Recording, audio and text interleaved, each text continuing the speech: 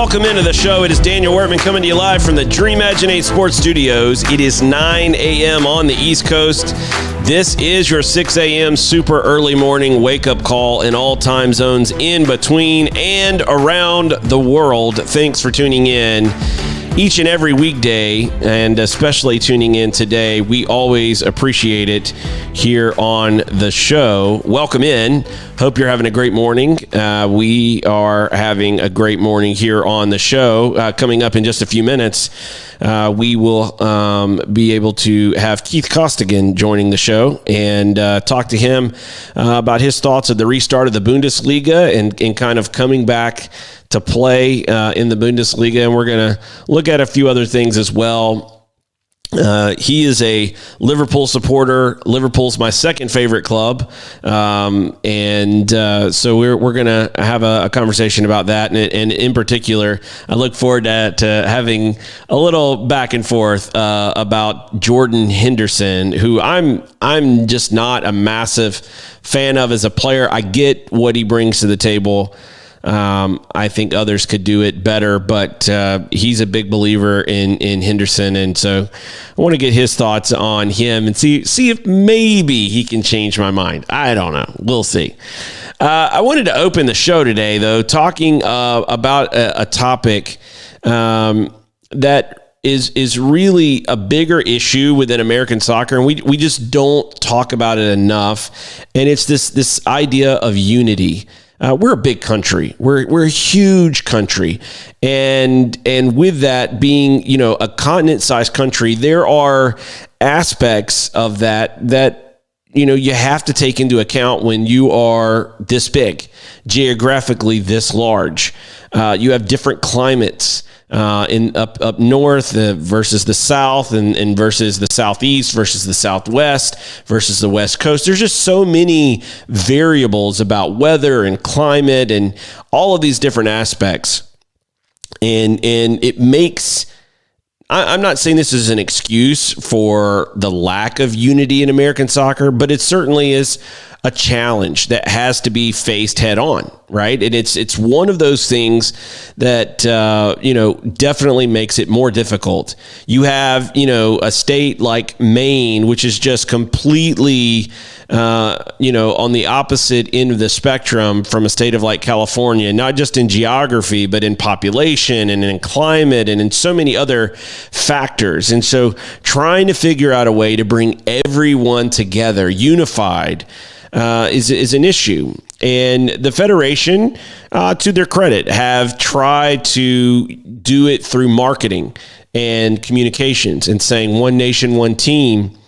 And I'm not against that. I'm not against this idea of everyone coming together. I'm a big believer in this idea of unity and that together we can accomplish much more than being apart. However, it's got to go beyond those words, those messages.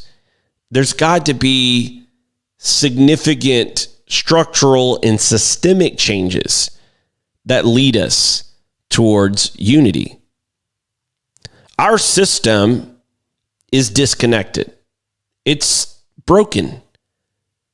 And because the Federation has not knit it together, they've not woven together the pieces, they've not done the necessary, required hard work of working with the state associations, working with communities around the country to connect everyone, every club, every player, every coach, every system, every league together. Because that has not happened, we have a byproduct of this ununified system, this broken system. And so when I use the word broken, I'm not just talking about, that it doesn't work, but I literally mean broken from the standpoint of we're not together. It's broken apart. You have clubs suing clubs, leagues suing the federation, leagues suing leagues. There's strife in American soccer that is there unnecessarily. And so it makes it even harder to be unified. We're not the United States Soccer Federation. We're the disparate States Soccer Federation in many ways. And part of this is this concept of fiefdoms. Webster's defines a fiefdom as an area over which someone exercises control as or in the manner of a feudal lord, meaning I've got my space, I control my space, and I take everything that comes into my space or interacts with my space as a threat, because that is a threat to lose my control. And so because we have a system that's not unified, that doesn't have every club and every state association and every league working in concert, it's like having an orchestra with a bunch of instruments and no sheet music to follow. Everyone's just playing their own tunes. They're playing their own notes, and it sounds horrible. And as a musician, that is like a nightmare scenario. You don't want to be in an orchestra setting with all of these musicians playing whatever the heck they want to play. It's terrible. It's ruckus. It's a noise, and it's not beautiful. Well, a unified purpose would solve that. And in the situation of an orchestra, that would come through sheet music and a conductor. In the world of American soccer, that should come from the federation and a plan that unifies, that brings everyone together, that gets beyond these fiefdoms where clubs fight clubs for territories, for rights that they should have never been granted in the first place, sanctioning organizations, competing leagues, all of these feudal fiefdom issues, just because the big piece, the main piece that would unify us all, our system, is broken. That's the main reason. That's why we don't have unity. And until we change at that level, we're going to continue to see lawsuits. We're going to continue to see marketing and communications and other things that may be very good and well-intentioned. And I think there's a lot of people that really want to do right by the game. But we've gotten so far stuck in one way of doing things that I think we all need to hit the pause button, zoom out, and figure out how to solve our unity problem. Our sponsor this half hour is Ductig Brand, DUKTIG brand.com, and they are the makers of some very cool journals. Matter of fact, you could watch this show and journal. You could definitely work on your training sessions and journal.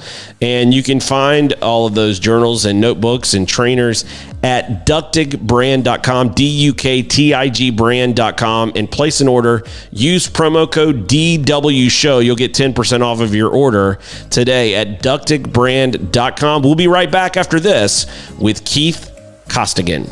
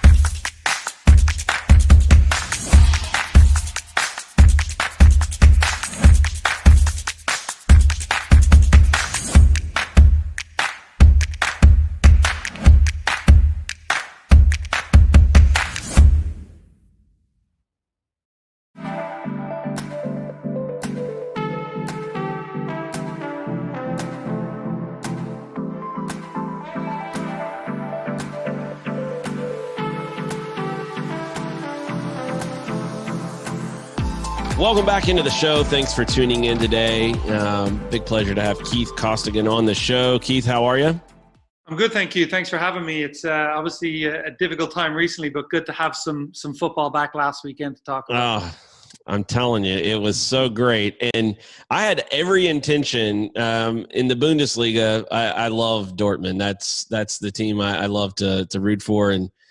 And part of it is I love the black and gold. I love the black and yellow, and then the whole yellow wall and just everything about it. And then obviously, as you can see over my shoulder here, there's a little bit of Klopp tie-in recently, and then the anthems that they sing. You never walk alone. You hear some of that crossover as well. So there's some cool things there. Not to mention, had some Americans at the club over the last few years. So it's been a nice thing as well. But I had every intention of watching that match Saturday morning.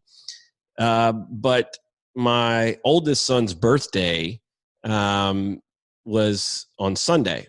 And I was trying to get him a new bike. And you can't find bikes anywhere. They're like gone. Priorities, man. Family comes first. We know that. We talk about football.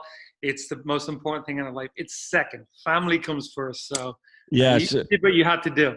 I couldn't find him a bike anywhere. I'd been looking for days, and I'm like, I'm really good at finding deals and finding stuff, right? And so I'm looking in every sporting goods store, every Walmart, every Target, nothing, nowhere. And Friday night, right before I go to bed, I find a Walmart that was not in our city, but a city over, that said it had one bike. And so I was like, I've got to get up early in the morning on Saturday and see if I can go get it. So I get there and I see the bike, and it's not a bike that my son's going to want to ride. It's more of our age type of a bike. Sure. And so he wanted a mountain bike, and spending time over in Europe, he loves bike riding, doing a lot of that when he's in Amsterdam. So I get there, no other bikes there, find another Walmart, which is further away from my house. So now I'm almost an hour from my house. And missed the entire Dortmund match, but I did get the bike. So, I came home a hero with some Krispy Kreme donuts for the kids and a bike for a birthday. But I completely missed the match, which was sad because I was so looking forward to that match. But we did get to watch a bunch of Bundesliga action. They watched the match. I just didn't get to see it. But we watched it over the weekend. It was nice to have football back. How was it for you getting to empty stadium? I know it's, you're used to calling games, but how was it for you just to get back into the groove of watching matches? Yeah, I think, look, for me to get up and not be involved in the broadcast was different. But, I've heard a lot of people say, for me, the obvious things, let's get that out of the way. It's not the same as when fans are in the stadium. We already knew this. Fans are the most vital aspect of this sport and what we do. And you just talked about Dortmund, their fan base, how crazy that can be. To not have that, of course it's different, but we need to compare last weekend with the 6 or 7 previous weekends where there was nothing. So if you're offering me nothing or what we had last weekend, it's a slam dunk. I want football. I don't care that there's no crowd noise. I don't care that we can hear individual people talking in the broadcast. For me, it was just great to have it back. And, I've seen some people say, the level was really, I thought Dortmund were superb in that performance. I mean, they absolutely dominated Schalke. They came in, they looked sharp. We saw another goal from Haaland, and, Leverkusen, another standout performance from them. Gladbach superb in their victory as well this weekend at Eintracht Frankfurt. So for me, they hit the ground running. These teams played at a high level. Saw some of the stats. Ball was in play more than it has been when fans are there. Nobody crowding the referee and complaining or anything. So, yeah, it was as positive as it possibly could have been for me on a first weekend, given that there was no fans there. Yeah, it was. I was just happy it was back. I completely agree, co-signed everything you just said. It has been really boring weekends without football on TV. It's been a struggle, and it has meant that my kids have watched a lot of older matches like on YouTube and stuff like that, but it's still not the same, as we all know, as Yeah. live action. And I thought, the quality of play for the break that we've had, for them to be able to do some training and get back on the pitch, it was certainly, to me, much higher level overall than what you're used to seeing. Like if you're watching, let's say, the International Champions Cup in the summer in the States and preseason and stuff like that. I really felt like several of the clubs, almost looked better coming out of the break than they did going into it. That the rest and other things may have actually helped some of them in their legs. And obviously with Bayern Munich getting Lewandowski back, he was out injured, looked like he was not even going to be back for the remainder of the season, and he's able to get back out and start playing. So, even there, I think that was a positive. If you want to try to find positives, making lemonade out of lemons, I felt like it was a good opening weekend with all of that going on. So, I get people watching the game and you're like, man, I miss the fans. Well, we all do, but there's not anything we can do about it right now. So, at the end of the day, I was watching, or I think maybe reading or watching a piece on Michael Jordan yesterday, and they were talking about if the fans were gone and he was in a gym and, it was Bird and Magic and whatever in the gym, he would still play the same way. Like he was, and I felt like the players really kind of, carried that this weekend. Like, yes, the passion level, it's incredible when you're there in the stadium and you have, 50,000, 80,000, 100,000 fans and stands, and, it's electric. And it, we, all of us who have been there and watched in person these incredible football matches know it, and you feel it. It's visceral.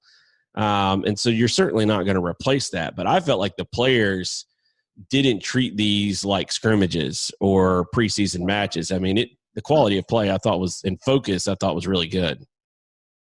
Yeah, I mean, I 100% agree, and I think it's kind of like, I've heard this saying about boxing before. It can be all surreal until that first punch is thrown, and then everything is normal again. And that's what I kind of felt once the ball was in play, once the first challenge happened. I even saw, I think it might have been Demirbay in the Leverkusen game, where he knocked someone down and immediately put his hand up to help him back up, and he was like, "Oh, you're lost in the moment. You're back playing again." And for players, it's their life too. People forget, you build your life around being on the football field. And I would imagine it was very difficult, the mental side of things, for players to be away from it so much and not be able to stay on the field and be amongst their teammates. Those are aspects we think we should think about as well. So for once they were back on the field, I think we saw that energy, that level of enthusiasm we needed from them. And look, nothing's going to take away from the difficulties that the world is going through right now with COVID, but it was just a welcome distraction. It was a couple of hours where you could sit back and watch and go, this is the sport I love, and I'm invested in it again. So, credit to Bundesliga the way they did it. I thought they rolled it out superbly well, and they've set the bar, or the bar for all the other leagues to follow, and I hope that's going to be the case moving forward as well. But credit Bundesliga for leading the way. Yeah, I agree. And one of the things that I think is interesting is been Dortmund's ability to bring in some young talent over the last few years that you're seeing get moved, and that was showcased again this weekend. You brought up Holland, who with another goal. Obviously, you had Dembele that was sold to Barcelona, Pulisic to Chelsea, and Holland seems to be a name that's not going to be on that Dortmund sheet for very long. I mean, this is going to be like a house flippers episode here. Like, we're going to have him for a few months and move him. Do you think they can keep him, or do you think the offers are just going to be so large that they move him on? And where do you think he might go? Yeah, I think the offers are obviously going to be there. But Dortmund picked this as a strategic signing. They said, look, this is a young player who adds to her team now. They weren't looking at 3 years down the road. They said, if you come in, you can play now. So we're giving you the platform to play in Champions League straight away. Maybe some of the other big clubs are reading that Juventus were saying, well, we'd want him to play with our U23s. Dortmund didn't do that. So they're saying, you win by playing straight away. We win by getting a quality player on the field. And we both win when the time comes for you to move on, because we get a big transfer fee and you get the opportunity to play at one of the very elite. By the way, I consider Dortmund one of the very elite clubs in Europe as well. But I think they're going to hold on to him for one more year. I think that was the plan. I think Erling Haaland, his dad and his team have been very strategic in that. There's no point in him going anywhere. He'll find his feet, get one full season in the Bundesliga, and then, take your pick. I think every big club in European football is going to want his signature. Harry, people will probably liken him to Harry Kane because of the physical components.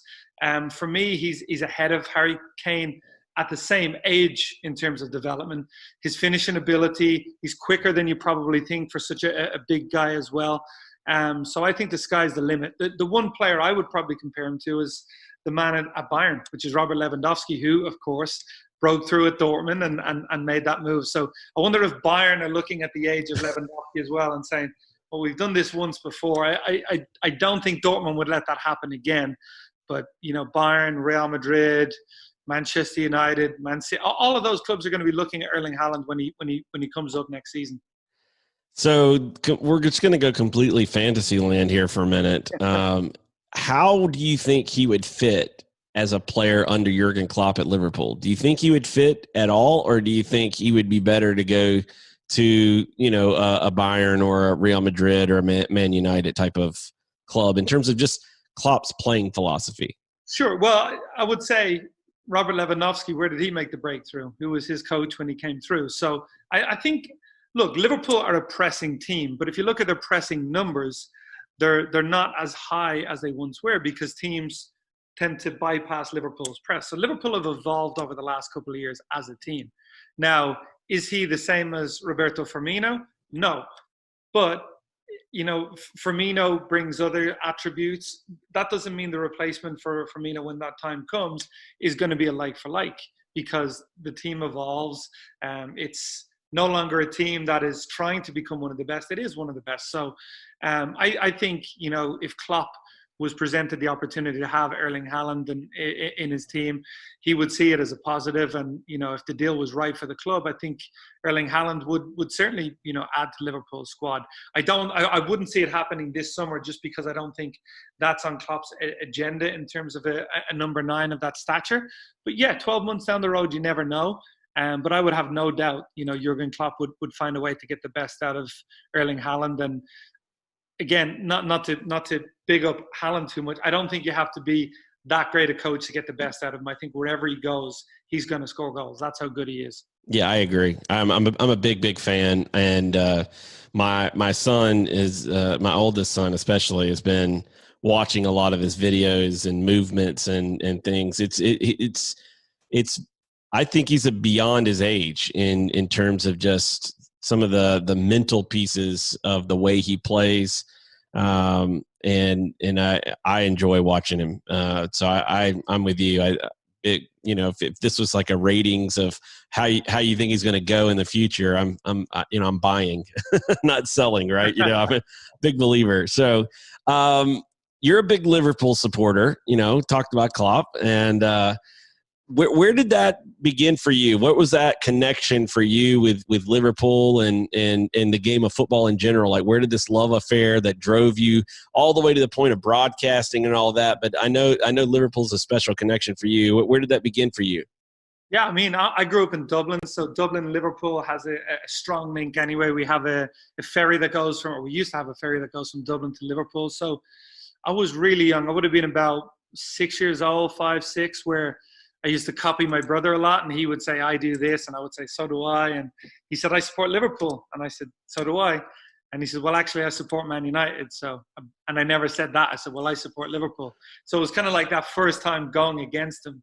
And I remember seeing Liverpool on TV wearing we talk about the red, you have the red jersey there.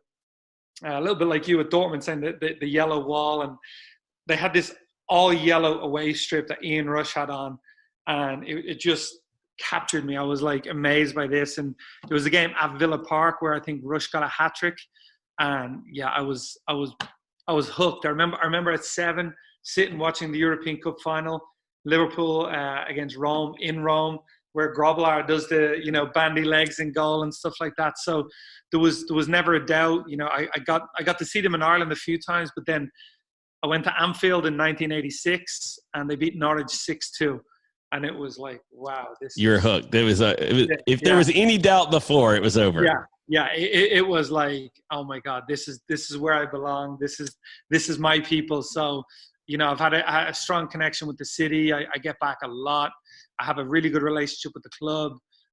So it's, I often get people saying to me, well, you're a broadcaster. How do you, I can broadcast Manchester United games, anybody. For me, when I'm doing a game, it's about the game.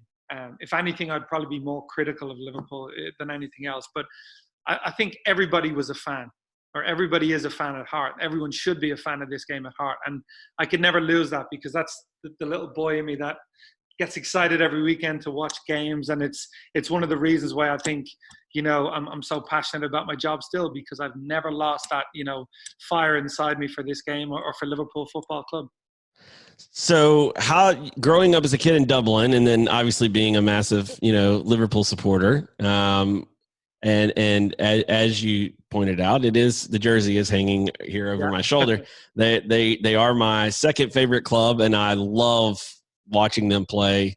I've gotten questions about how I felt when Barcelona had the epic collapse at Anfield. And my brother-in-law was the first one to ask me, who's a Swansea supporter. And so, I think he was asking, but also kind of jabbing at and so how's that feel, kind of thing.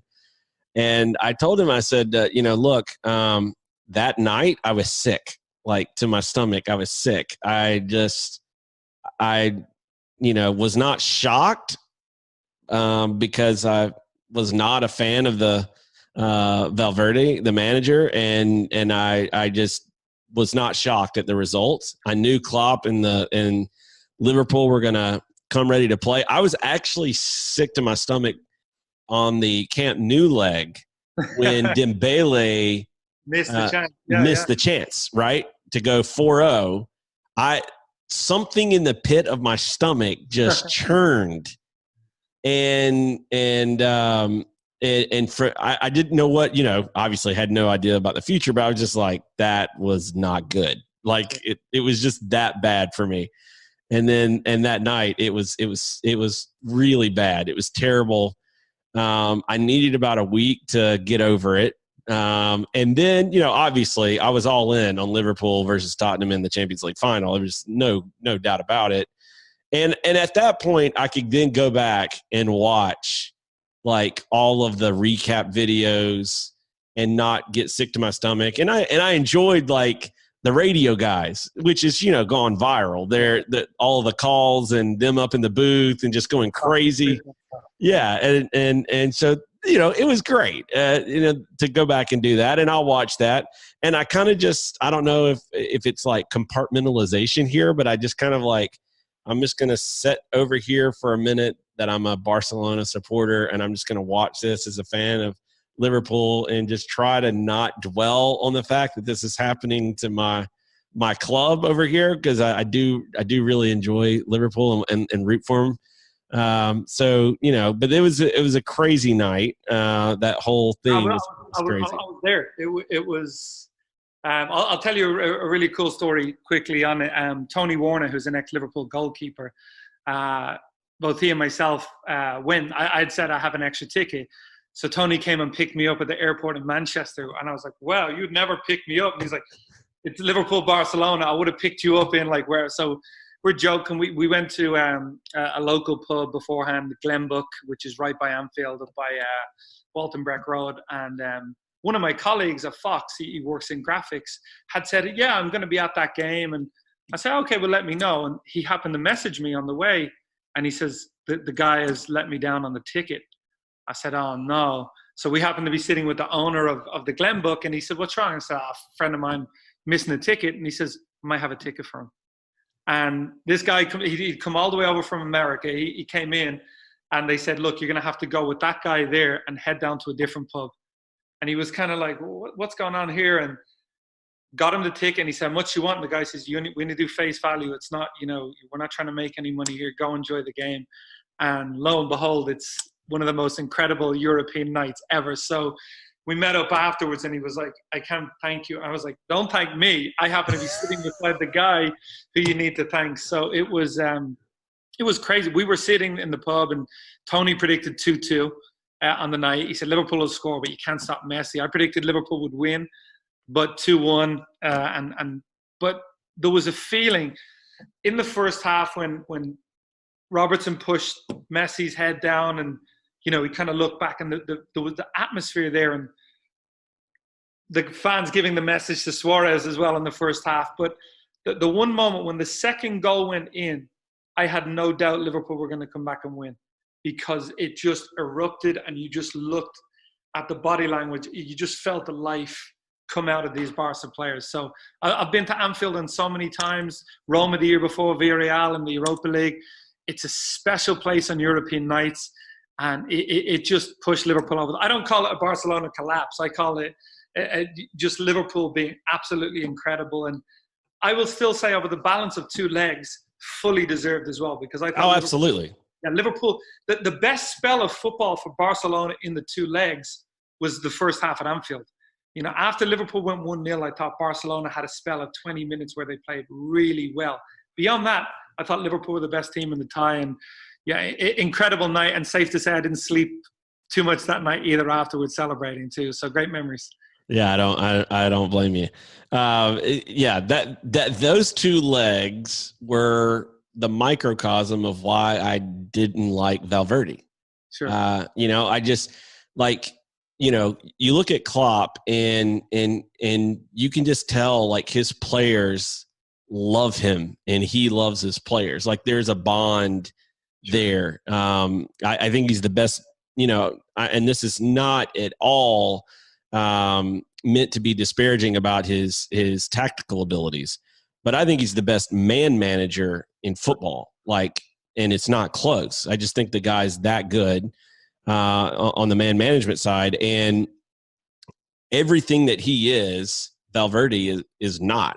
And Barcelona, when they went out on the field in Anfield, it was like, we're going to try not to lose or lose too bad. Sure. And you just, even though they had that spell after the one goal where, it's Barcelona. I didn't expect Messi and Suarez and them to just lay down. Sure. So I expected them to kind of, try to fight their way back into it. They knew one goal could probably be enough coming into the matchup, 3 goals. But, just watching their body language from the top, they didn't walk out there like, we're crusaders here to, wreck the night for Anfield. On top of the fact that tactically, I felt like he set the team up terribly anyway. If you're going to basically say we're going to play 4-4-2 with Busquets in your midfield trying to run and chase guys, you're not using the right tools in the right way. That's not who Busquets is. I was surprised because in the first leg I thought Semedo did a really good job when he came on, and then to not play him again, I thought you handed a little bit of impetus over to Liverpool at the start of that second leg. But Barca, it's a difficult situation, I feel, watching from the outside, because when you're building something, everybody's fighting together. But at a club like Liverpool and even at Manchester United with Ferguson, Ferguson was very good about having all the players together. Forget about tactics, and you mentioned man management. And if there was ever a sliver of a player not buying in, they were gone. But at Barcelona, at Real Madrid, it seems like you have to bring in a big name every year. You have to sign someone. You have to realign the team. And I think that really affects the chemistry moving forward. And when they were at their best, Barcelona, it was Messi was part of the team. You were building a team and Messi was in it. And I think they've now become a team that's building a team around Messi to compensate for certain things. And I don't know if that Messi's the best player in the world, but you still have to incorporate him as part of your team. And it doesn't seem like that when I watch Barcelona anymore. They're not bringing through as many young players that want to fight for that jersey that we've seen in the past. And those are vital aspects of a team with the culture that they have for continuing on. And remember, before Messi, Barcelona weren't very successful in European competition. So it is going to be interesting to see afterwards how they go back and compete again without him. But it's certainly not the club that it was a decade ago when Pep brought them through, and God, they played some of the best football I think we've ever seen in European competition. Yeah, that in my opinion, and I know I'm biased here, but I think that the Busquets, Xavi, and Iniesta midfield is the greatest midfield of all time. Just the way they controlled matches was just insane. But to your point, those were all three of those guys were homegrown. They came through the club. This current president and board just have to me tried to copy Real Madrid too much in this Galactico type club rather than allowing guys to come through the club. That it's kind of like watching the Last Dance Jordan docs. Like, you got to have the complementary pieces. Sure. If you tried to just bring in the dream team from the '92 Olympics to play alongside Jordan for every game, I don't think that lasts for very long. Where they could get them through the Olympics, but Jordan, Pippen, and then you have those role player guys around them. That is not to say that Busquets and Xavi and Iniesta are just role guys with Messi, but I'm agreeing with your point. They understood the jersey. Yes. And just someone for me, Pedro, when he was at Barcelona, it was an I miss him. Complimentary piece. And even if you look, I just recently read zonal marking on the tactical changes of the game over the course of the last 25 years. And even if you look at that original Barca team, it was more, tiki-taka, whatever you want to call it, pass and move. But when you went to Luis Enrique, it was more about the front three. It was about individuals creating moments within the game. Messi, Suarez, and Neymar. So the team has evolved and gone away from what probably brought them into this, level of European dominance. And I would say, you mentioned the board and the president. The last coach for me that probably had that say in there and had that pull is Luis Enrique.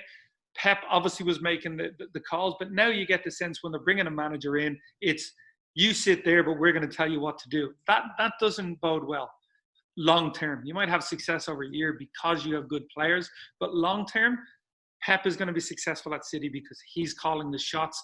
People are giving him what he needs. Same for Jurgen Klopp. You don't see it at very many other clubs in Europe right now, and that's why, for me, those are the two best clubs in Europe right now. Yeah, I agree with you. And, it's one of the reasons why, and it wasn't talked about a ton, but, there's a lot of speculation Xavi was going to be brought in to replace Valverde. And everything I kept reading is the board was the reason why he said, no, not right now. Publicly he didn't blast the board, but it's well known that he's supporting a candidate. I think the election's next summer. And Bartomeu is term limited out. So there's going to be a new president next summer. I'm just hoping it's somebody that gets back more to that Cruyff, Pep, and Xavi type of mentality, philosophy, or about what you were talking about, bringing those players up through the club. And to me, it's critical. You can bring in pieces around and certainly supplement, but I think there's something to be said for coming, from within. And I think that's one of the things that makes the Trent Alexander-Arnold connection with Liverpool so great, right? Is his coming from, from the city, and being from the club. And you've got these other younger guys who are, trying to break through now, come through the club. What do you see over the next few years in that regard? Because I think Liverpool's at a little bit of a crossroads of, do we keep importing, which they need it to do. The stockpile was bare. They needed to bring in Firmino and Mane and Salah and others. to kind of get things up, and obviously we know where that's taken them. But over the long term, do you think that Klopp and the club management are going to try to bring in more Alexander Arnolds and lean more towards that what was under Cruyff and Pep, the Barcelona homegrown idea? Or do you think they continue to try to, bring in from the outside players and kind of be the purchasers on the market? Yeah, I think you have to find a balance.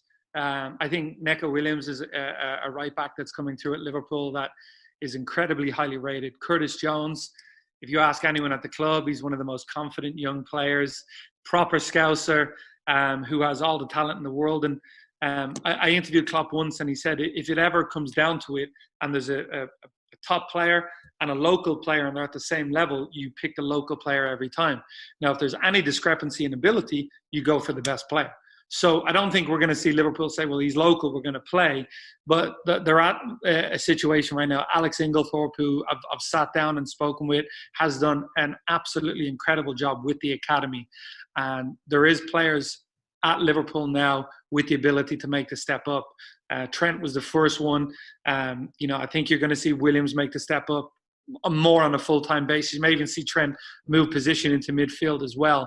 And then you're going to see Curtis Jones break through too. So I think in Klopp, you have a manager that wants that local element. He wants the fighters. He values the grit in players more so than most coaches do. So that doesn't mean Liverpool won't go out and sign big players. They did it with Alisson to bring in a goalkeeper of the highest level. They did it with Virgil van Dijk. But Klopp meets, I would say, 95% of his signings before he brings them in. He's big on character. He's big on personality in the dressing room. So they have to still fit that Liverpool DNA before they sign. It won't be somebody in a boardroom signing a player and then calling Jurgen Klopp and saying we've signed him already.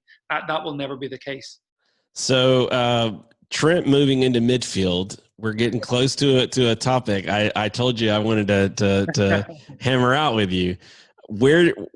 How do you think Trent fits in the midfield, and where do you think he would play under Klopp in a midfield role rather than right back? Well, he's different to what Liverpool have in midfield right now. He's more of a superb passing range. He's got a passing range with both feet that any midfielder would kill for. I think he's more of a player that would dictate the pace of the game, get on the ball, spray it, so you can play through him. A little bit like you've seen Joshua Kimmich come into the middle of midfield. Kimmich's more of a defender. I think Trent's more of a footballer, if that makes sense. He's more on the ball attributes. Does that mean he necessarily fits in with the way Liverpool play now with their midfield in big games? I would probably say no. In the very biggest games, Klopp has gone with a midfield with Henderson, Wijnaldum, and Fabinho, and they absolutely just dominate with their pace, their speed of play, and how quickly they close down those central areas. So in the biggest games, is he going to play there? Not yet, not for a while. He may never end up going there, but I think he would offer something different, more of not saying he's like Xabi Alonso, but more along that style, like a player who gets it and tries to spray the ball around. But the Liverpool midfield, for me, in big games, you look at their track record in European competition, in the league against the top six, that midfield has been absolutely incredible. So I know you might feel like you have individual issues with it, but not me. For me, they're top level.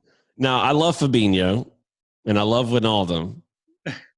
I have no problem if he wants to play Trent over Jordan Henderson. Now, I get Jordan is a great leader, and everything I read about him says the guys absolutely respect him, love him, great leader. I don't rate him as a footballer like you do. And so I'm curious, what do you see in him? Because I am not, even now, like my son the other day, I told him that we were gonna do an interview, and I was telling him about, your view of Henderson versus my view of Henderson, and he doesn't quite understand my views on Henderson, because he's like, well, they're having all this success, and I was like, yeah, I get it. but I think there's a lot of midfielders that could go into Liverpool's midfield and outplay him as part of the three in Klopp's midfield three. So give me your Henderson defense here. Okay, I'll go back to a conversation we just had. This is the problem with teams like Barcelona when they're being successful and they say, this player fits in well with us. Pedro, you know what would be even better? Let's go out and get a big name player. He is an 8 out of 10 every week for me, in terms of the work rate, commitment, whether Liverpool, 3-4 years ago weren't having as good a spell to now. His work rate and level of commitment on the field is second to none. Underrated passer of the ball and speed of play. I think this season, Liverpool had a dip when Henderson came back out of the holding role and Fabinho came back in because the speed of play had slowed down a little bit. Fabinho's probably a better defensive midfielder when the opposition has possession. When Liverpool has possession, he's not as quick on the ball as Henderson. I think when Henderson plays on that right-hand side, he allows Trent to go forward because Trent's not a very good defender. 1v1 situation, right. He's not. But Henderson's ability to cover in those wide situations, read the situation, press to deny that ball into the area that Trent has left, has been massive for Liverpool. And I will go even further. You go back to 3-4 years ago, everybody mentions the Gerrard slip as the reason why Liverpool lost the league. For me, it was the red card Jordan Henderson picked up against Manchester City in that win where he was suspended for the next couple of games. Without him, Liverpool lost that little bit of bite in midfield.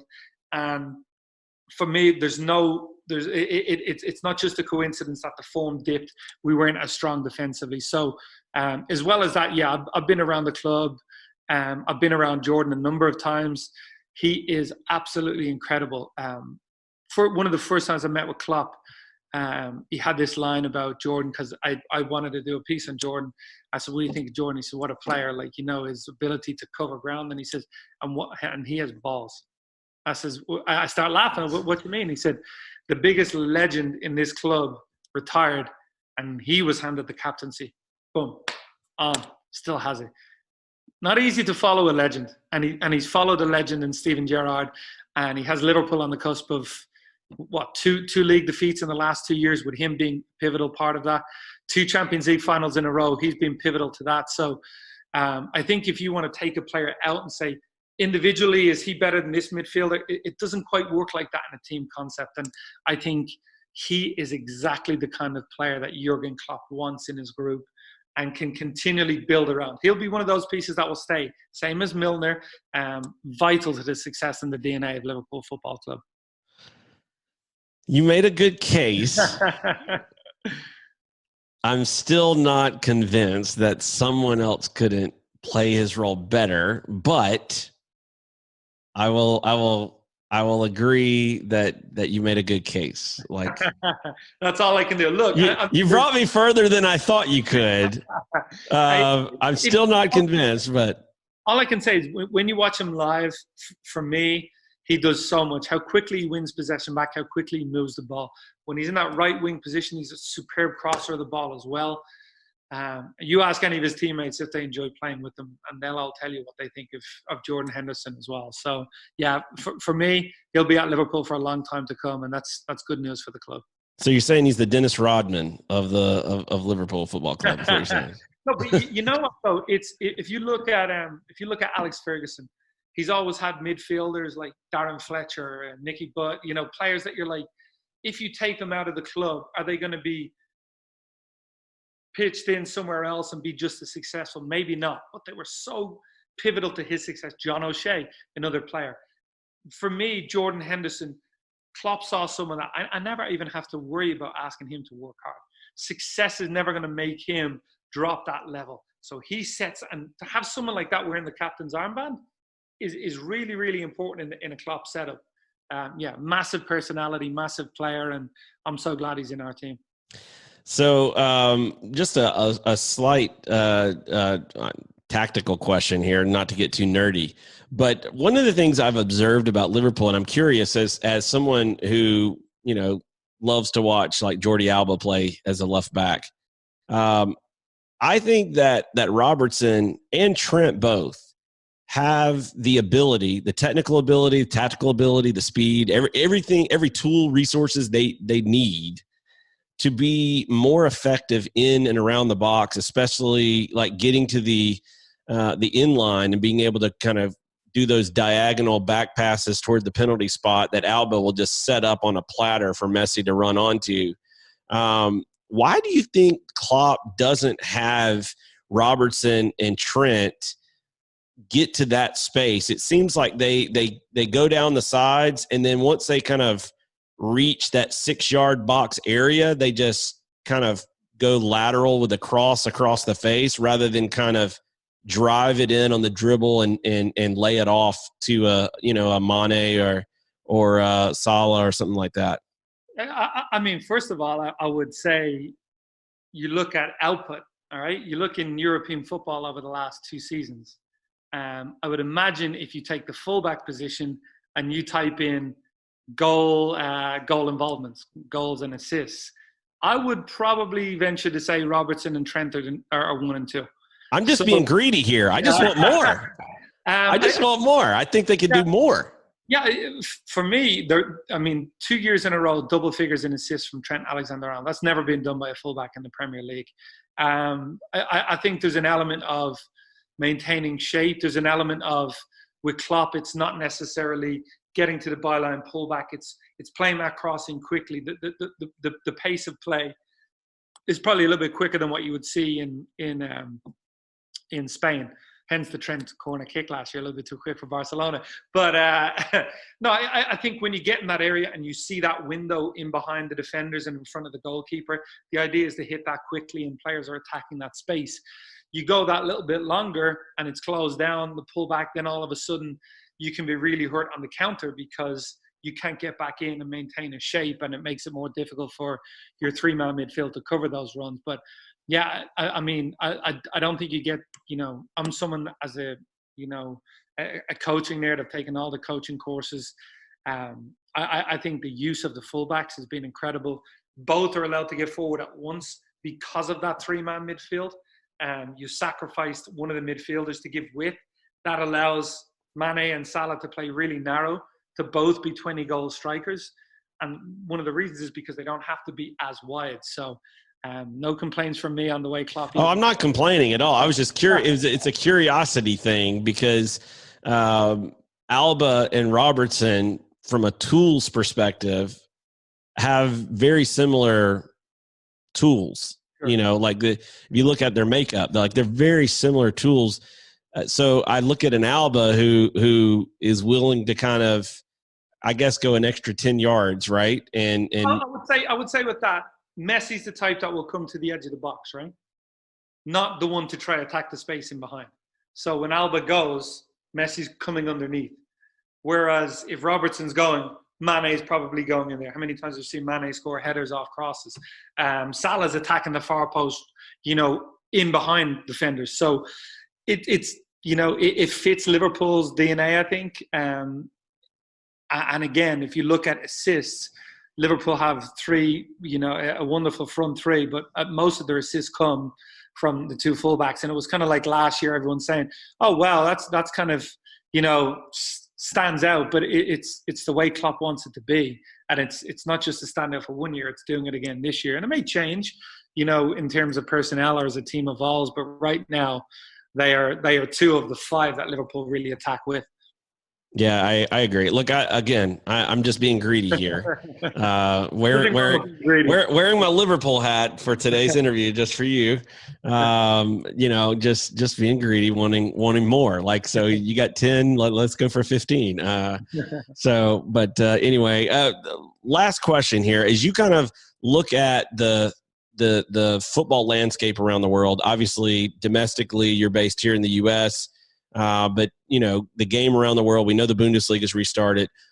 As a broadcaster, what are you looking at in terms of the near future and maybe even into the fall as a broadcaster? What are you thinking is going to play out in terms of, supporters, broadcast, the way that they're handled? What's kind of your – if you could put on your Nostradamus hat here for a second and give us a little prognostication, what's your guesses? What do you think we're going to see here over the next few months? Yeah, I really don't see it. I think what we've seen in the Bundesliga last weekend is probably going to be the norm for the foreseeable future. Whether that be till Christmas time or a little before then, I don't know. But I just don't see without a vaccine that people are going to be as comfortable. 40, 50,000 people inside a stadium, and I don't think governments will be as comfortable doing that, knowing the potential ramifications of it. So again, those people that maybe felt it was negative without fans, I wasn't. I'm like, it's a positive to have football back, given the situation we're in. If we can continue to have football while we're still going through this, and it has to be without fans, I think that's going to be the new norm. And hopefully we get back on track sooner rather than later. You hear talk about a vaccine. Hopefully that happens, by the end of the year, early next year. But I don't think people fully understand what it would mean for football to just stop and stand still and wait for that to happen, because there's so many jobs tied to this sport. There's so many different people that would be affected if the sport can continue in some way and bring in revenue in some way. So I think what you saw last weekend in the Bundesliga, that's going to be the new norm. Maybe I'll be calling games from the comfort of my own couch. Not what I want to do, but it's better than nothing, and it's better to have some football than no football at all. I completely co-sign that. So some football's better than no football, and even if it's a little weird in its presentation with no fans, I was telling my wife the other night, we were out walking, and I said it would be kind of cool if you could, and the technology is already here for this. It's just whether there's enough internet bandwidth to pull this off. But if you could put remote cameras with many like speakers, like, the size of an Alexa or whatever, maybe a little bit bigger, on the camera stand in various seats around the stadium, and allow fans to basically rent the camera, and they would be able to kind of, scream and chant as if they were in the stadium, right? And they would come out of that speaker. Rob could be like, "Get on your bike, get on." Yes, yes, and then be able to see from that camera. Like that would be so they're paying like a seat fee, to watch virtually. I think, I know that I've seen different things bandied about like what could happen if this thing lasts for too long, but obviously my hope is we get to real butts in seats as soon as possible in a safe way for sure. And I think we all agree on that. But who knows what kind of innovations we'll see coming out of this stuff in the future, where, you have a stadium that seats, 40, 50,000 and you've got a demand like Liverpool and Anfield going, hey, this is all we can get in here. Now we could sell virtual seats and you can, join in the fun. Who knows what could happen? Look, these kind of times, it is about people thinking outside the box, thinking in different ways to bring the game to people. And look, I wouldn't be surprised, in the short term, it wouldn't be, I wouldn't be against it. But long term, like you say, I just can't wait to have fans back in. I was thinking the other day of, the next time I'm in a stadium, the next time I walk in and, hear the chants of the crowd, and I'll try not let it pass me by, if that makes sense. Try not take it for granted again, because it's something that, we probably forget about. We walk in, this is amazing. And I didn't realize last time I did it, I'd be waiting so long until the next time I do it. So I definitely won't take that for granted again.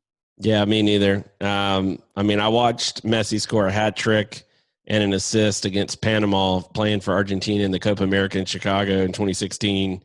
That was unbelievable night. And then I went to I flew in to go to Iniesta's last Clásico and in 2018, and it was a 2-2 draw, but I was fortunate to be able to see Messi, Suarez, Ronaldo, and Bale score the 4 goals. Wow. Not a bad night, right? And although it's great to watch these matches on TV and hear guys like you call these matches and give us all the information, as you said, it's so incredible to be there, Yeah. So and even pictures, anything else, it's the memory that, wow, I was there. You can't beat it. Yeah, for sure. For sure. Well, Keith, keep up the good work. Appreciate you coming on the show. Hopefully we'll hear you on a broadcast here soon.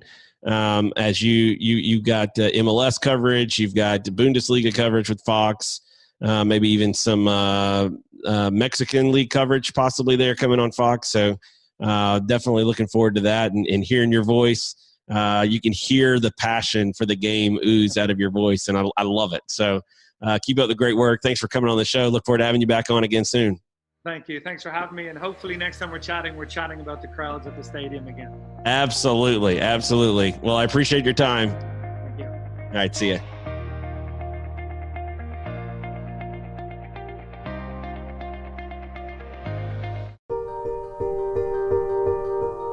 No one, no man, no woman, no child should ever have to drink green water with bugs, with algae, with disease in it. Bad water and a lack of toilets kills more people than all the wars in the world. We know how to bring clean drinking water right now to every single person on earth. And when you can bring water into communities, it truly transforms them. It changes everything. Right? You could know that you'd made a difference. You could know that you had truly impacted the life of a family, of a community, of a region. There was either clean water or there wasn't. We believe in a world where every single person has clean and safe water to drink, and we will continue fighting until that happens.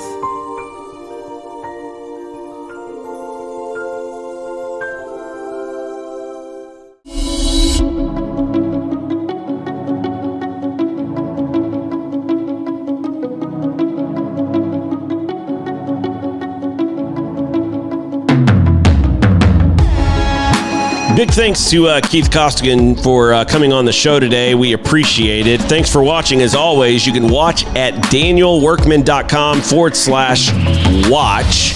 We appreciate all the views, all the comments, all the feedback, all of the support.